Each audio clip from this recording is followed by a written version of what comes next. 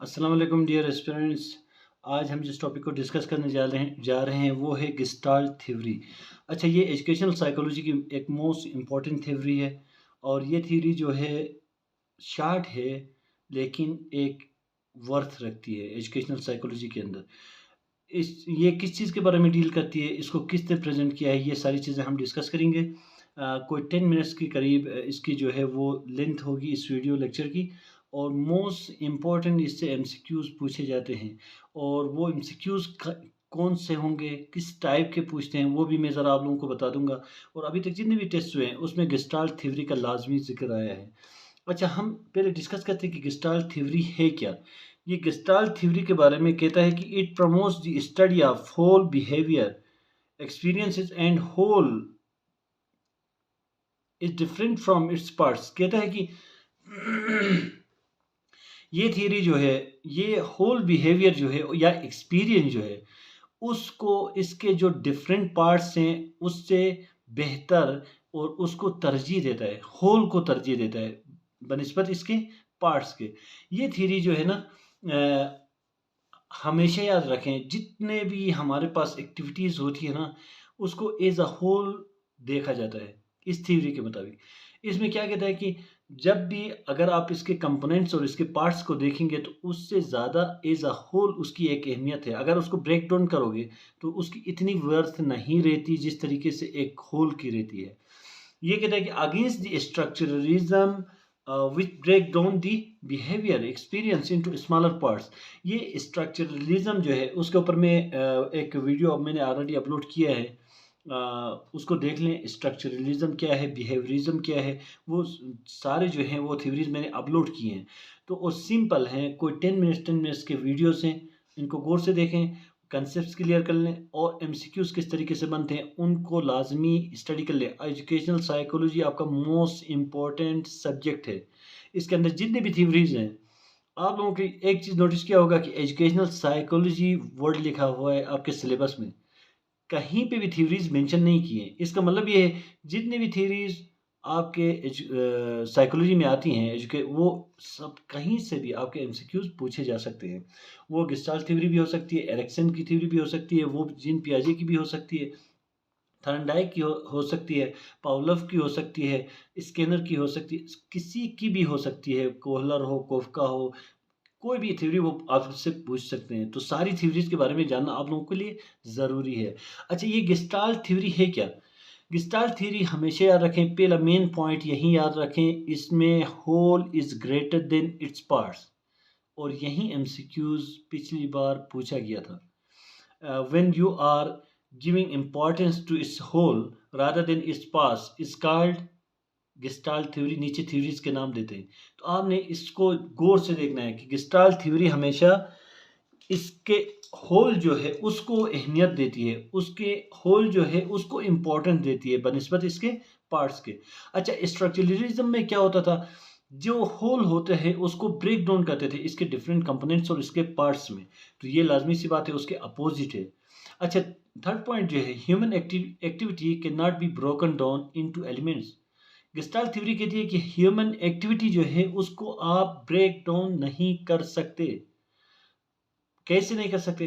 For example मैं अभी आगे आगे एक एक्सपेरिमेंट हुआ है इसके ऊपर, वो एक्सपेरिमेंट भी आप लोगों के साथ शेयर करूंगा ताकि आप लोग कभी भी इसको नहीं भूलेंगे। अच्छा, एनी एक्टिविटी और thinking, sensation, perception can be studied as a whole. कोई भी एक्टिविटी हो, थिंकिंग प्रोसेस हो, कोई भी किसी भी किस्म की कोई एक्टिविटी, कुछ भी हो, उसको आपने एज अ होल स्टडी करना है गेस्टाल्ट थ्योरी के मुताबिक। अच्छा, मैं इसको यहाँ पे रोक के जो 2 लास्ट 2 पॉइंट हैं उसको डिस्कस करने से पहले मैं यहाँ एक चीज़ बता दूँ आप लोगों को। ये इसको दिया किसने था? मोस्ट इम्पोर्टेंट एमसीक्यूज़ है, मैक्स वर्थमीर ने। अच्छा, इसमें कोफ़का भी है, कोहलर भी है, ये सारे थे, लेकिन मैक्स वर्थमीर जो है मेजर उसका रोल था इसमें और बहुत इम्पोर्टेंट रोल जो प्ले किया था मैक्स वर्थमीर था, जिसकी वजह से उसके नाम से जानी जाती है। अच्छा, मैक्स वर्थमीर जब कहीं सफ़र पे जा रहे थे, उसने बस में कुछ ऐसे लोगों का एक जो हुजूम होता है ना, जैसे हम देखते हैं कि कुछ दोस्तों का एक ग्रुप जो है वहाँ बैठे हुए गपशप कर रहे होते। जब उसने उनको देखा तो उसको डिफरेंट किस्म के, फॉर एग्जांपल कोई 10 के करीब वहाँ दोस्त बैठे हुए थे। उसने देख के उसको 10 डिफरेंट दोस्त हैं, उसको पार्ट्स में डिवाइड नहीं किया, बल्कि उसको ऐसा लगा कि ये एक सिंगल यूनिट की शक्ल में है, क्योंकि वो सब मिल के एक डिस्कशन कर रहे थे और एक यूनिफाइड और एक सिंगल एंटिटी की शक्ल में उसको नजर आए। तो उसके माइंड में एक बात आ गई कि देखें, जो पार्ट्स होते हैं उससे जो होल होता है वो बहुत इंपॉर्टेंट है। उसने क्या किया फिर, उसके बाद उसको जब ये ख्याल सूझा तो उसने एक चिंपैंजी जो है उसको ले जाके किसी सहरा में गए और एक रूम के अंदर उसको बंद कर दिया, और उसके लिए कोई खाना जो है वो ऊपर उस जगह में लटकाया रूम में जहां तक वो चिंपैंजी नहीं पहुंच सकता था। फिर उसने क्या किया, कुछ डब्बे जो हैं रूम के अंदर रखे और कुछ स्टिक्स भी रखी। तो चिंपैंजी ने क्या किया कि पहले खुद से कोशिश की कि उसको खाना लाके खुद खाए, लेकिन ऐसा नहीं हो सका क्योंकि उसकी हाइट इतनी नहीं थी कि वो उसको लाके खा सकती। अब उसने क्या किया, जो डब्बे हैं 2-3 डब्बे थे, पहले एक डब्बा रख के ऊपर चढ़ा, नहीं पहुंच सका, फिर दूसरा डब्बा भी उस डब्बे के ऊपर रखा, नहीं पहुंच सका, तीसरा डब्बा भी रखा, फिर भी नहीं पहुंच सका। फिर उसके माइंड में एक ख्याल आया कि अच्छा यहाँ तो कुछ स्टिक्स भी पड़ी हुई हैं। वो स्टिक जो है ला के कोशिश की तो वो स्टिक भी शॉर्ट पड़ी, दूसरी स्टिक को ला के उसके साथ अटैच करके कनेक्ट करके एक लंबी सी स्टिक बनाई और फिर जाके लास्ट में उसने वो खाना ला के खाया। इससे क्या आप लोगों ने साबित हुआ, ये गेस्टाल्ट थ्योरी इस वो एक्सपेरिमेंट ये करना चाह रहे थे कि वहाँ पे 3-4 डब्बे थे, वो डिफरेंट पार्ट्स थे, एलिमेंट्स थे, ब्रेक डाउन करके डिफरेंट पार्ट्स थे, और 3-4 स्टिक्स थी, वो भी डिफरेंट पार्ट्स थे उस डिफरेंट एक्टिविटी को। अब उसने क्या, खाना लाने के लिए जो डब्बे और जो स्टिक्स उसने काम में लाया है ना, वो एज़ अ होल जब उसने उसके लिए एक वर्थ रखती थी। अगर वहाँ 2 डब्बे भी कम होते, बाकी सब कुछ भी होता, तो उसके लिए कोई अहमियत नहीं रखती, क्योंकि वो परफ़ॉर्म ही नहीं कर सकती वो एक्टिविटी। वो कह रहा है कि जितनी भी चीज़ें हैं एज़ अ होल जो हैं स्टडी करना चाहिए, एज़ अ होल जो है मायने रखती हैं, एज़ अ होल उसकी एक इम्पोर्टेंस होती है, इसके पार्ट्स की कोई इम्पोर्टेंस नहीं होती है, रादर देन इससे होल। अच्छा, कहता है कि perception of the situation as a whole, seeing and judging relationship between factors involved in a situation on whole, taking an immediate decision and behaving accordingly। याद रखें, कोहलर की जो इनसाइटफुल लर्निंग थ्योरी कहते हैं ना, वो भी सेम इसी तरह की है और इसी को ही कहते हैं। अगर मैं ये कहूँ ना, इसमें इतना डिफरेंस नहीं है, ये समझ लें कि इनसाइटफुल लर्निंग किसकी थ्योरी है, तो याद रखें ये कोहलर की एमसीक्यूज पूछे जा सकते हैं। कोहलर ने इनसाइटफुल लर्निंग थ्योरी में, मैं यहाँ पे ही एक चीज़ बता रहा हूँ 2 लाइनों में, उसको बस याद रखें और यही एमसीक्यूज पूछते हैं। कोहलर की इनसाइटफुल लर्निंग थ्योरी जो है ना, उसमें होता क्या है, वो भी यही कहता है कि अब जैसे गेस्टाल्ट थ्योरी वाला कहता था कि जितने पार्ट्स थे, जितने डब्बे थे, जितने स्टिक्स थी, उन सबको मिला के एज अ होल बना के फिर उसने एक्टिविटी परफॉर्म करके जो एक अहमियत रखती थी, खाना ला के उसने अपना वो कर लिया। कोहलर भी यही कहता है इनसाइटफुल लर्निंग थ्योरी में कि जब आप प्रायर आपके पास नॉलेज होती है किसी भी चीज़ के बारे में, और जब कोई प्रॉब्लम आप फेस करते हैं तो उस वक्त अचानक से आपके दिमाग में कोई सोल्यूशन आ जाता है। वो कहता है कि इनसाइटफुल लर्निंग, मतलब हम अक्सर इसको अपनी वर्डिंग में ये भी कहते हैं कि दिमाग की बत्ती जलने लगी। अचानक से मेरी दिमाग की बत्ती जली और मैंने 2 मिनट में अपना ये प्रॉब्लम सॉल्व किया। कैसे? आपके पास अचानक से एक सॉल्यूशन जो है आपके माइंड में, आप डिसाइड कर, मतलब जो प्रॉब्लम था उसके बारे में सॉल्यूशन आपके पास, अचानक से एक सॉल्यूशन आ गया, बस आप उसको इम्प्लीमेंट करने लगते हैं और प्रॉब्लम को रिज़ॉल्व करते हैं। अचानक से जो ये आपके माइंड में जो एक चीज़ आता है ना, जो सॉल्यूशंस आते हैं ना, ये इनसाइटफुल लर्निंग, मतलब अचानक से डिफरेंट सिचुएशन में जो चीज़ें इमीडिएट डिसीजन आपको अचानक से लेने होते हैं और अकॉर्डिंगली द सिचुएशन जो आपके प्रॉब्लम है उसके साथ, उसको ही कोहलर की इनसाइटफुल लर्निंग थ्योरी कहते हैं। अच्छा, गेस्टाल्ट जो है उसकी थ्योरी किसने दी है? वर्थमीर ने, मैक्स वर्थमीर ने।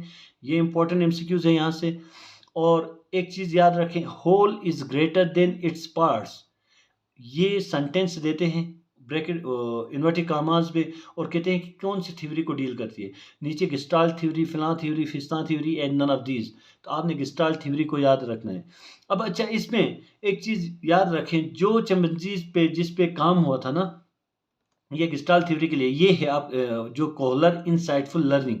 इसमें जो वर्थमीर ने गेस्टाल्ट थ्योरी दी है, कोहलर ने इनसाइटफुल लर्निंग थ्योरी दी है, और दोनों का मकसद तकरीबन सेम ही है, याद रखें। कोहलर इंसाइटफुल लर्निंग थ्योरी में क्या कहते हैं, अचानक से इमीडिएट आपके पास डिसीजन लेते हैं, अचानक से आपके पास एक सॉल्यूशन आ जाता है जो प्रॉब्लम आप फेस करते हैं उसके बारे में, और आप उस प्रॉब्लम को रिजॉल्व करते हैं। कोलर ये कहता है। गेस्टाल्ट वाला क्या कहता है, गेस्टाल्ट में वर्तमीर जो है वो ये कहता है कि आप जितने भी पार्ट्स हैं उन सबको नहीं बल्कि एज अ होल जो है आपके लिए इंपॉर्टेंस रखती है, तब जाकर आप उस एक्टिविटी में आपके लिए अहमियत रखता है, आप परफॉर्म कर सकते हैं। अब ये जो एक चिंपैंजी जो है जिस पे उन्होंने एक्सपेरिमेंट किया उसका नाम सुल्तान है, मैंने यहाँ रेड लाइन में मेंशन किया है, देखें। एमसीक्यूज यहाँ से भी पूछा गया है कि कोहलर ने इनसाइटफुल लर्निंग थ्योरी में जिस पे काम किया था या गेस्टाल्ट थ्योरी में वर्थमीर ने जिस पे काम किया था उस चैंपियंजीज का नाम क्या था, सुल्तान। सुल्तान के ऊपर उन्होंने वर्क किया था, ये याद रखें। ये इंपॉर्टेंट एमसीक्यूज हैं, ये पूछे जाते हैं। जैसे पावलोव ने किस पे काम किया था, डॉग पे। अच्छा, रेड पे किसने काम किया था, ये चीज़ें आपने याद रखती हैं। मोस्ट इंपॉर्टेंट चीज़ें हैं, आपने थ्योरी को समझना तो है, उसके साथ साथ इन चीज़ों को बहुत ध्यान से टेक्निकली हर चीज़ को कवर अप करना है। अच्छा, ये थी गेस्टाल्ट थ्योरी और कोहलर्स इंसाइटफुल लर्निंग थ्योरी, और मोस्ट इंपॉर्टेंट थ्योरीज हैं।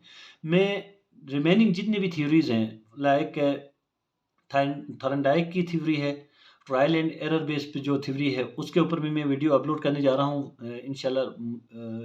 एक दो दिन में तकरीबन कोई 10 के करीब वीडियो जो है मैं अपलोड करूँगा, और उसमें थॉर्नडाइक जो है उसकी थ्योरी है, और जो आपके डिफरेंट स्ट्रक्चरलिज्म और बिहेवियरिज्म और psycho analytic theory, moral social cognitive development theory जो आपके कोहलर की हैं, कोलब्रग की हैं, ये सारी थ्योरी जो है इनके ऊपर मैं शार्ट 10 मिनट्स की दो दो थ्योरीज एक वीडियो लेक्चर में मैं अपलोड करूँगा।